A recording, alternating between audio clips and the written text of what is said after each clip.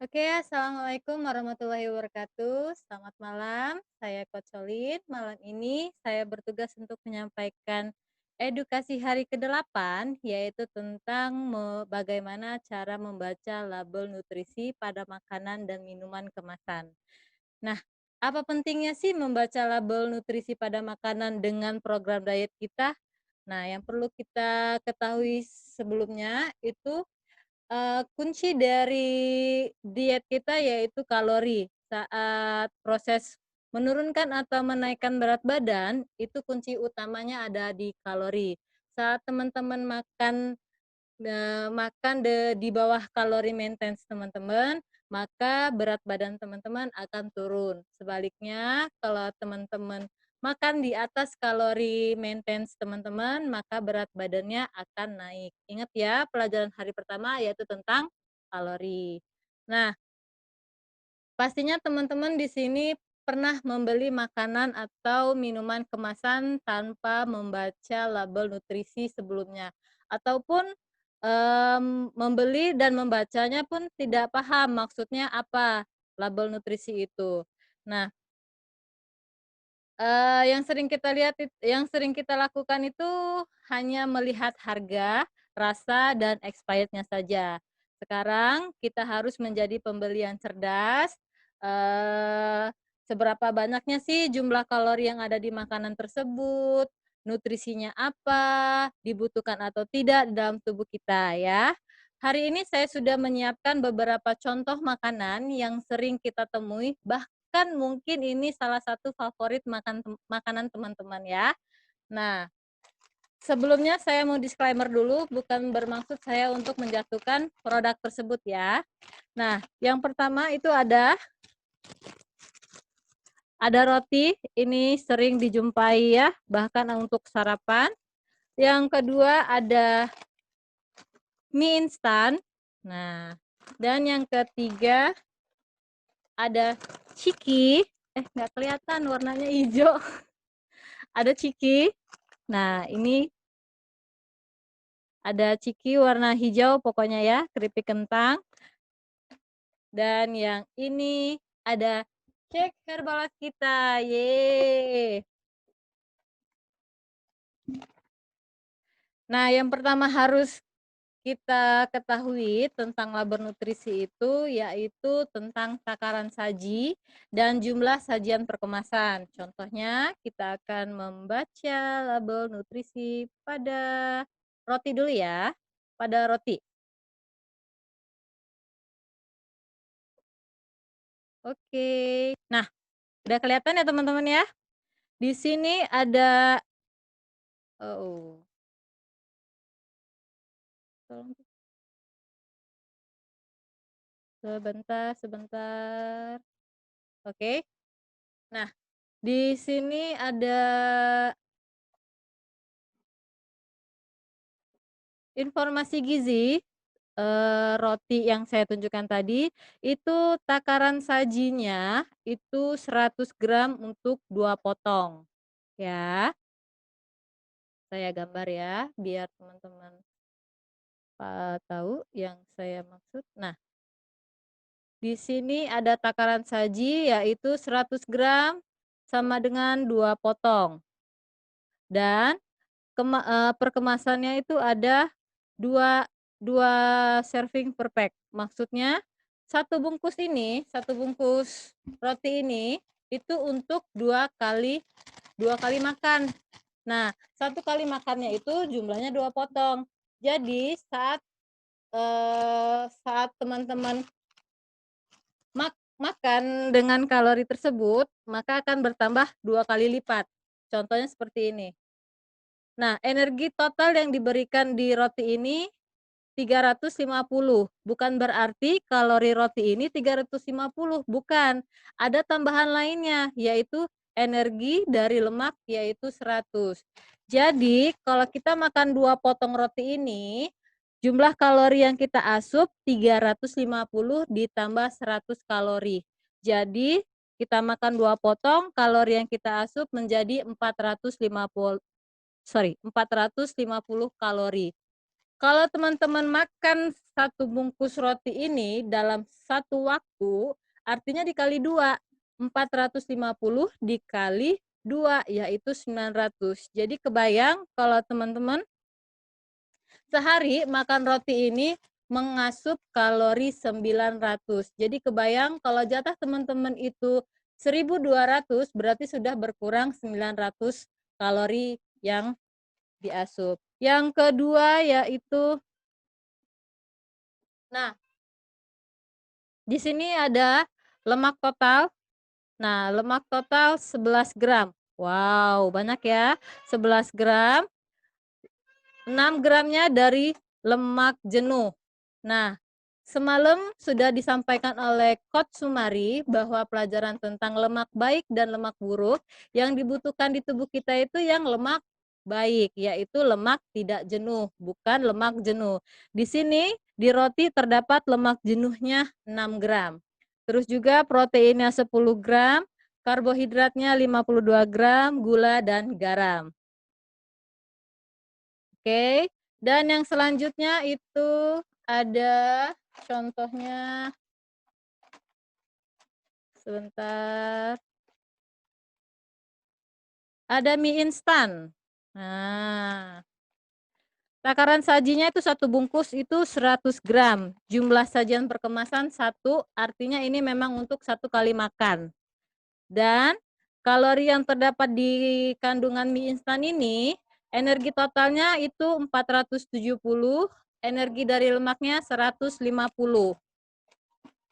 Jadi kebayang teman-teman, saat teman-teman makan satu bungkus ini, berarti teman-teman mengasup kalori 620 ya, 620. Oke ya, jadi teman-teman kalau saat teman-teman makan satu bungkus ini, berarti teman-teman sudah mengasup kalori 620.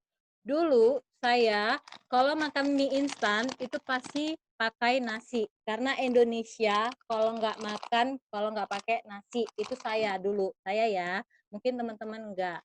Dan belum teman-temannya yang lain, ada kerupuknya, ada teh manisnya atau susunya ya, sarapan saya dulu seperti itu.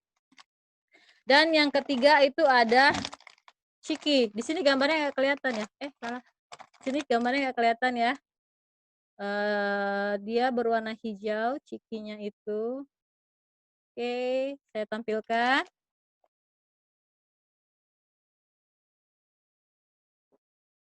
Nah, di sini teman-teman, takaran sajinya itu 20 gram. Berarti sekali makan kita itu hanya bisa makan 20 gram. Jumlah sajian per kemasan di sini 3, artinya satu bungkus ini kita bisa makan 3 kali. Dan satu kali makannya itu seberat 20 gram. Saat kita makan dengan porsi 20 gram, total kalori yang kita asup yaitu 110 ditambah 70, artinya 180. Saat teman-teman makan satu bungkus ini, ya, dalam satu waktu, kita sambil nonton drama Korea, tanpa kita sadari, kita mengasup ciki ini satu bungkus.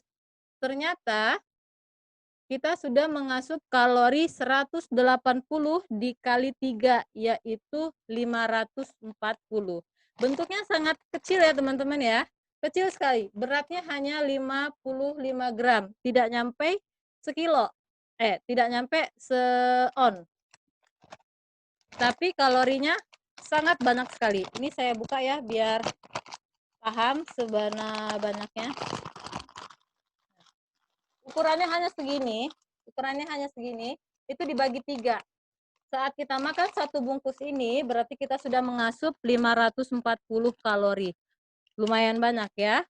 Dan yang terkandung dalam ciki ini ada lemaknya 7 gram, total lemak 7 gram, itu 3,5 gramnya dari lemak jenuh. Lagi-lagi lemak jahatnya ada lagi ya. Proteinnya hanya 1 gram, sedikit sekali, karbohidrat, gula, dan natrium. Tidak ada nutrisi lainnya lagi, oke? Dan kita sambut produk kita yang terakhir yaitu shake herbal kita. Yeay. Di sini di sini takaran sajinya yaitu 2 sendok. Nah, sajian perkemasannya itu 22 kali. Artinya 1 kaleng shake ini untuk 22 kali pakai, sekali pakainya 2 sendok. Dan juga di sini ada kalorinya 100 ditambah 5 ya, berarti saat kita minum shake ini, kita mengasup 105 kalori. Sedikit, dan tapi kita lihat komposisinya. Lemak total. Nah, di sini ada lemak total, tapi lemak totalnya 1 gram. Lemak jenuhnya itu 0. Artinya di sini bukan yang dimaksud lemak jahat ya. Ini lemak baiknya.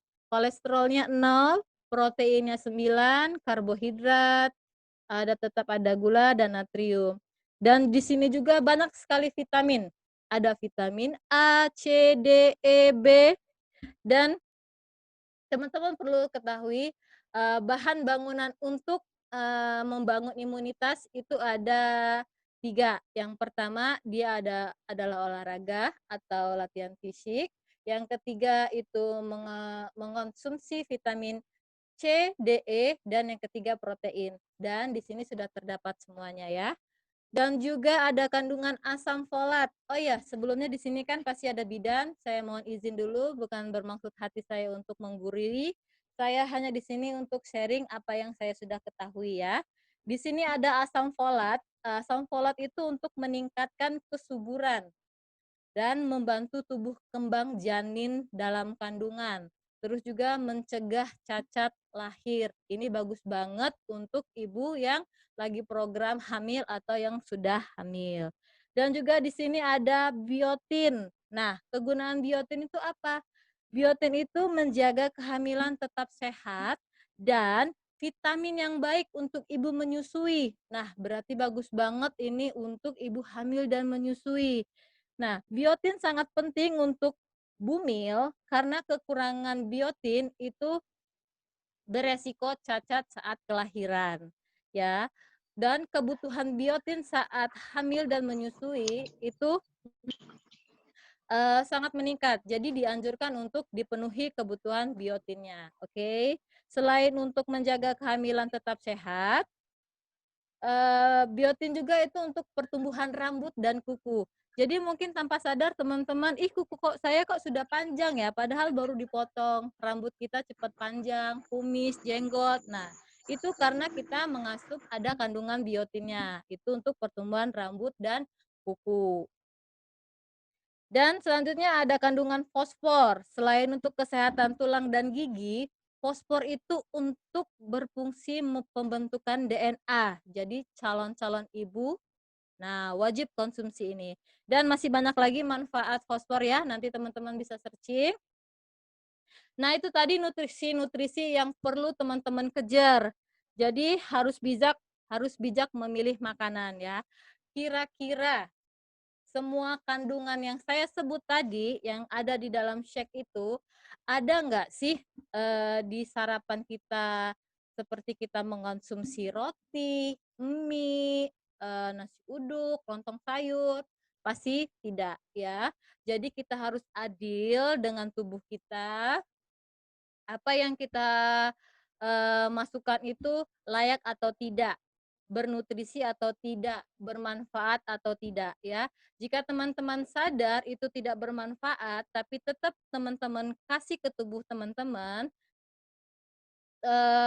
siap-siap aja tubuhnya mogok, yang sering kita sebut yaitu sakit. Jadi gini, saat gusi kita berdarah, itu bukan berarti kita sakit gusi. Itu tandanya tubuh kita berkomunikasi kepada kita bahwa mungkin kita kekurangan vitamin C. Nah, contoh lain juga, kepala kita suka pusing, leher kita berat, punggung kita berat ya, itu bukan kita sakit kepala, mungkin tubuh kita berkomunikasi pada kita bahwa kita sudah terlalu banyak mengkonsumsi lemak jahat, makanya kolesterol kita naik, ya. Sebenarnya tubuh itu memberi alarm kalau misalnya ada yang kekurangan atau yang kelebihan pada tubuh. Cuman selama ini kita selalu mengabaikan alarm itu. Ah, biasa, pusing biasa, ah, biasa, leher berat gitu.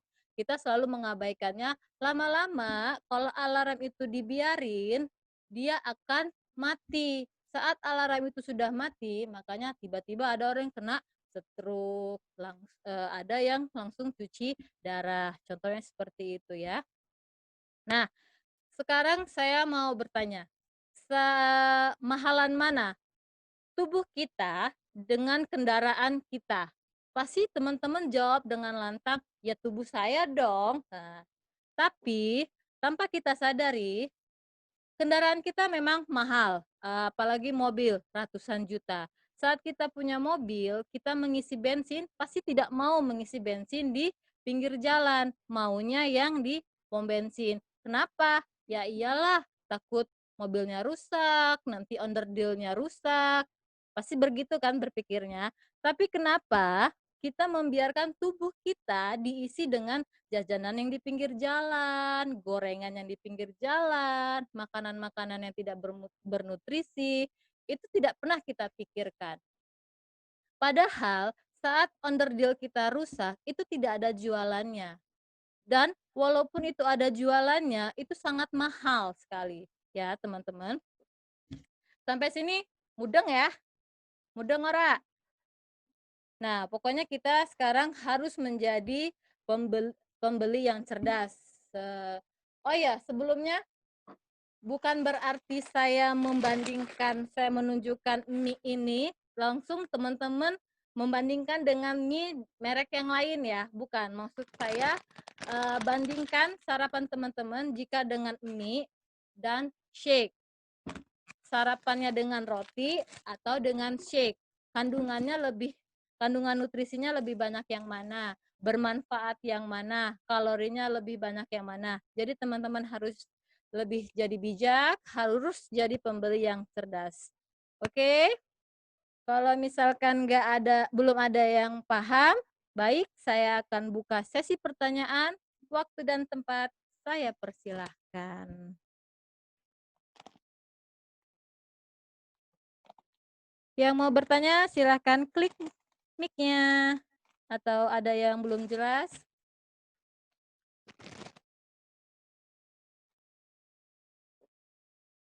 Bu Wayan, Mbak Rika, Mbak Ipa, ada yang mau ditanya enggak?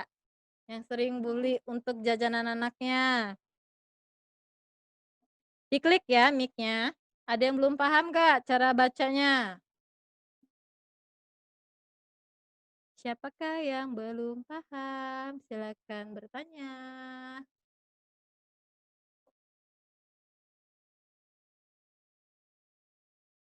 Halo, halo. Adakah yang mau bertanya? Miss Vera? Oh ya? Siapa? Siapa? Siapa?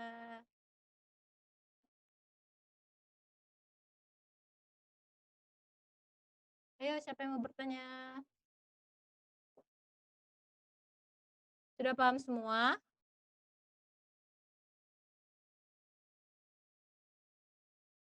Kalau sudah paham, kelasnya mau saya tutup. Kalau belum, akan saya jelaskan lagi. Bu Wayan ada yang mau ditanya atau ada yang mau ditambahkan? Ketawa. Coach, Ya. saya mau tanya, Coach. Siapa yang bertanya? Rizka, Coach. Nggak kelihatan. Ya. Ya, Coach Olin, jadi gini, kan apa namanya, tadi yang dijelasin tentang makanan. Nah, kira-kira nih Coach, kira-kira kalau di minuman itu dia kalorinya itu minum-minuman yang kemasan gitu Coach, seperti Palpi atau apa namanya, teh botol seperti itu tinggi nggak sih Coach? Soalnya dulu sering banget ini apa namanya minumnya kalau belanja ke Alfamaret gitu Mhm. pasti nggak pernah ketinggalan dengan yang seperti itu, Coach, seperti itu. Wah, oke, mau Oke, saya jawab gitu aja, langsung Coach. atau ada yang ingin bertanya lagi? Saya langsung jawab aja Nggak ya. ada. Nah, sebelumnya kan Rizka sudah tahu nih sekarang cara membaca label nutrisi. Yang pertama itu dilihat dari takaran sajinya, ya. Yang kedua itu kalorinya. Dan yang ketiga itu pasti gulanya, banyak sekali kandungan gulanya di sana. Nah, cara kita mengetahui makanan itu terbuat terbuat dari apa, itu dilihat dari komposisinya. Dari komposisinya kalau yang tertulis itu duluan, nah itulah kandungan utama yang ada di dalam makanan tersebut. Contohnya ini di roti dan di mie. Kandungan komposisi yang disebutkan pertama itu adalah tepung tepung terigu. Sedangkan shake kita komposisinya yang dia tulis yaitu adalah soy protein isolate atau eh, kedelai yang sudah diisolasi. Artinya kita harus paham dulu komposisinya itu apa dulu. Biasanya gula, air. Nah, itulah komposisi yang paling banyak. Semakin paling belakang, nah itulah paling sedikit kandungan yang ada pada makanan tersebut atau minuman tersebut. Oke. Oke, Rizka, sudah paham? Oke, Coach, paham. Makasih, Coach, penjelasannya. Sama-sama, Rizka. Halo, Pak Furkon. Habis bangun? Coach, Ya. Ya, Mbak Vivin. Coach, aku mau nanya, ada titipan pertanyaan nih. Oh, Pak Miss Vera. Halo? Ya. Hmm. Ada titipan pertanyaan. Karena aku basicnya teacher ya di sekolah. Titipan pertanyaan dari beberapa customer aku yang notabene kan wali murid semua. Jadi boleh nggak sih katanya disebutin apa sih namanya salah satu merek gitu yang aman dikonsumsi anak-anak zaman now katanya gitu. Walaupun aku sebenarnya udah menjelaskan tentang komposisi gitu. Satu merek aja misalnya roti atau apalah itu cemilan sehat lah kalau menurut aku tuh maksudnya gini sebutkan satu merek aja yang aman buat anak-anak itu. Titipan pertanyaan dari salah satu coach juga. Sebutkan merek atau bagaimana? Merek. Ya, merek. Merek. Yang aman. Iya, yang aman. Gini. Mungkin teman-teman yang lain ada yang gini. Pokoknya kalau mau beli makanan, yang pertama kita lihat itu dia rendah kalori, ya. Yang untuk anak-anak itu perhatikan juga kadar gulanya, ya. Pokoknya itu dan perhatikan lemaknya.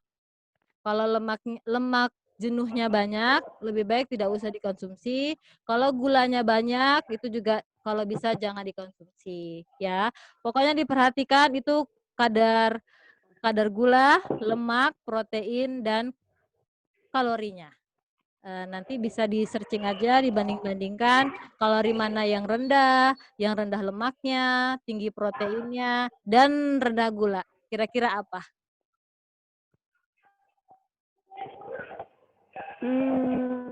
Ya nanti mereka suruh cari sendiri ya. Oke.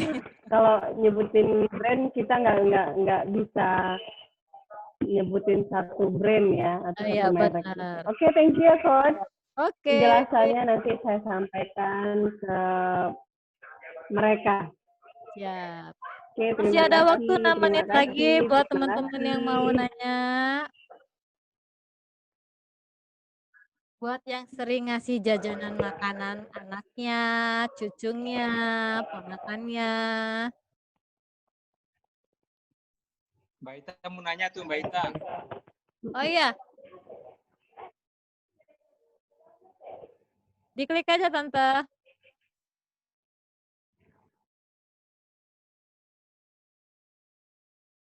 Tante, mic-nya diklik.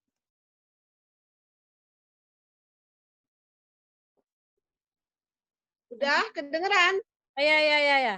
Saya minum dulu ya. Nah, ya, Coach, saya mau tanya, kan kalau untuk orang dewasa kan kita bisa tahu dengan dia naik ke Tanita, kalori dia berapa yang harus dimakan. Nah, bagaimana untuk anak-anak gitu loh, Coach? Kan selama ini kita nggak tahu batasan kalori anak-anak yang dimakan.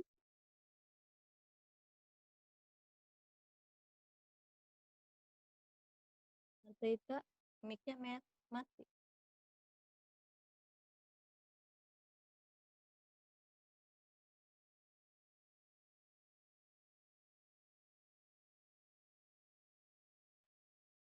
Tante, mic-nya mati, gak kedengeran.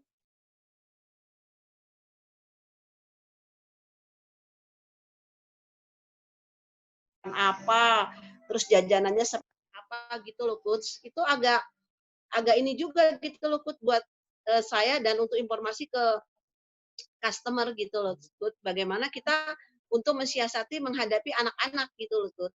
Karena kan kalau kita salah memberikan nutrisi dari awal kan berarti kita meracuni tubuh anak-anak, Coach. Mohon penjelasannya, Coach, untuk menanggapi bagaimana kita memberikan nutrisi makanan yang baik untuk anak-anak, Coach. Terima kasih. Oke, sebelumnya kalau misalnya kita mau mengetahui kebutuhan kalori pada anak-anak, itu untuk pakai timbangan mungkin memang tidak bisa. Tapi itu ada aplikasinya untuk mengetahui BMR-nya. Nanti bisa lebih lanjut untuk tanya ke coach Tanunya nanti ya. Nanti akan dikasih tahu aplikasi apa yang bagaimana mengetahui BMR untuk anak-anak. Pakai aplikasi dia, Tante. Terus juga, apa tadi pertanyaannya? Soalnya putus-putus sih tadi.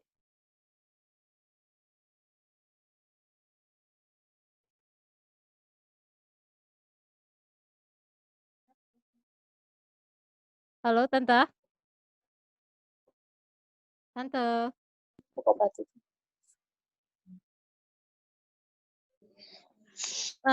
Kalau untuk masalah makanan yang recommended untuk anak, yang pastinya itu dia harus bernutrisi tinggi karena anak-anak itu masih dalam masa pertumbuhan. Pokoknya dari masa kecil ini hindari dia memakan gula yang tinggi, lemak yang tinggi. Itu aja, Tante. Dan juga garam karena kebiasaan dari kecil akan terbawa dia sampai besarnya nanti. Dia akan susah untuk dirubahnya kalau sudah terbiasa dari kecil. Oke, itu aja, Tante.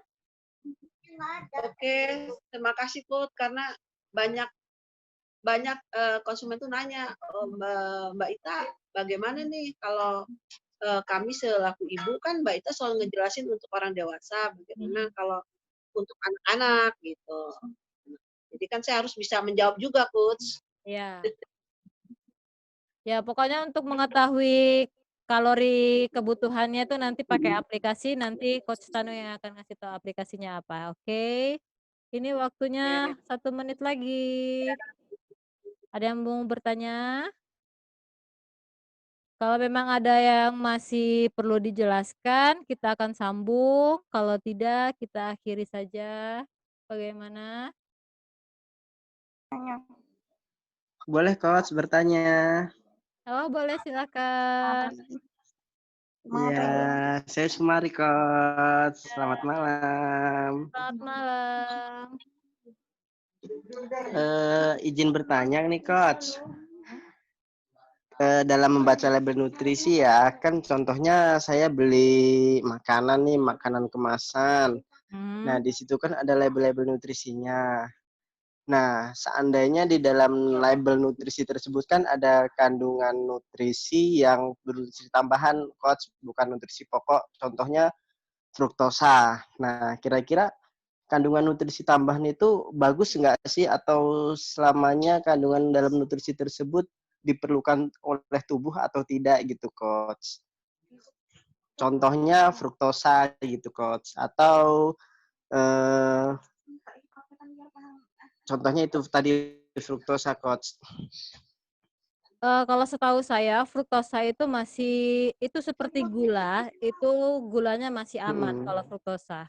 Kecuali dia kayak apa, sukrosa ya kalau nggak salah namanya. Nah, itu yang perlu Gimana? dikurangi. Kalau fruktosa itu masih gula Yang apa? yang kalau kita kan